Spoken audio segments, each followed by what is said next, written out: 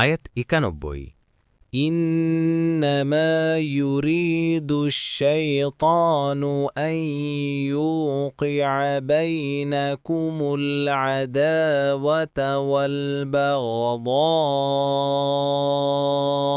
في الخمر والميسر ويصدكم عن ذكر الله وعن الصلاة فهل أنتم মুনতাহুন।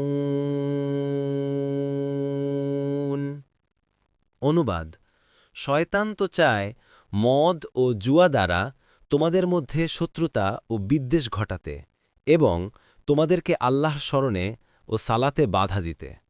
তবে কি তোমরা বিরত হবে না? ১ নম্বর ফুটনোট।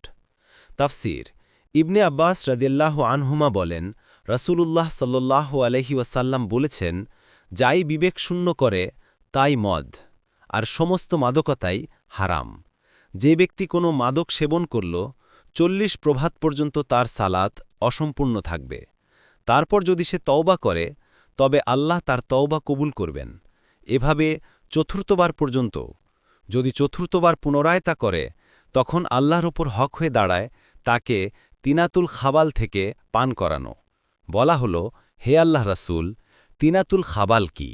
তিনি বললেন, জাহান্নামাবাসীর পুজ। যে কেহ কোনো অপ্রাপ্ত বয়স্ককে মদ খাওয়াবে যে হালাল হারাম সম্পর্কে জানে না, আল্লাহর ওপর হক হয়ে যাবে যে তাকে তিনাতুল খাবাল পান করানো। মুসলিম ২০০২, আবু দাউদ ৩৬৮০।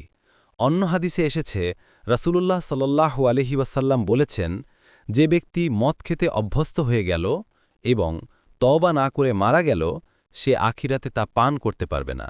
মুসলিম ২০০৩।